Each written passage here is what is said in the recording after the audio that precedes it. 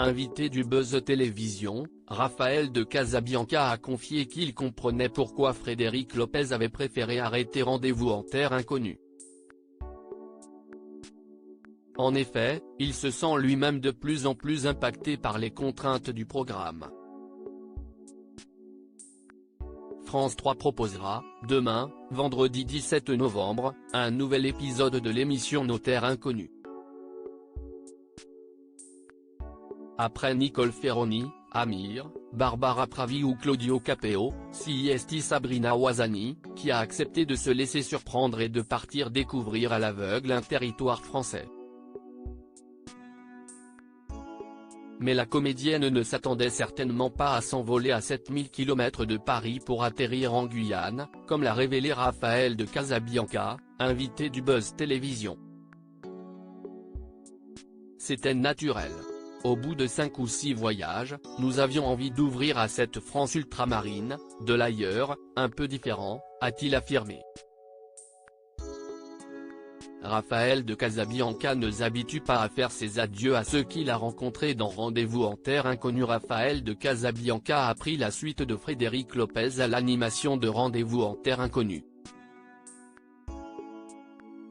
Ce dernier n'avait pas caché qu'il avait de plus en plus de difficultés à quitter les populations qu'il avait rencontrées lors de ses voyages avec les personnalités. Son successeur fait désormais face aux mêmes problématiques. On ne s'y habitue pas. Plus ça va et plus je comprends Frédéric et plus c'est compliqué, a-t-il admis. S'il ne prévoit pas de suivre l'exemple de l'animateur d'un dimanche à la campagne dans l'immédiat, il a reconnu que l'impact physique et moral de l'émission était de plus en plus fort. Physiquement, parce qu'on se retrouve au Népal à 5000 mètres d'altitude, en pirogue avec le mal de mer.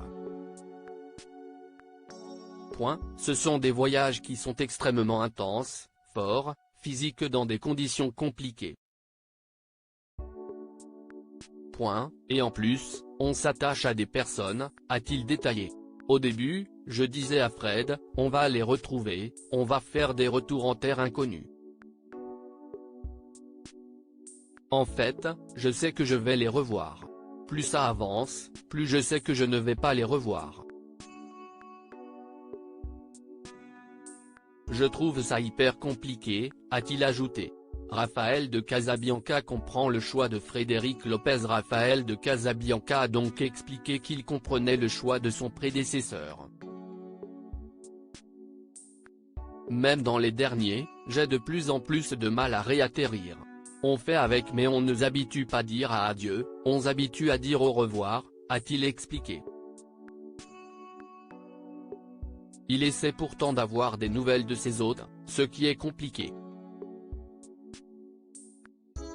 Là quand je vois qu'un Éthiopie, si est encore la guerre, je m'inquiète, je ne sais pas.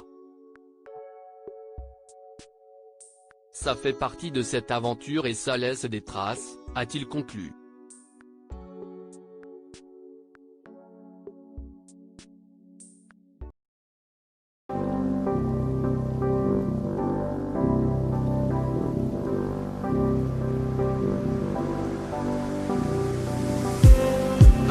Just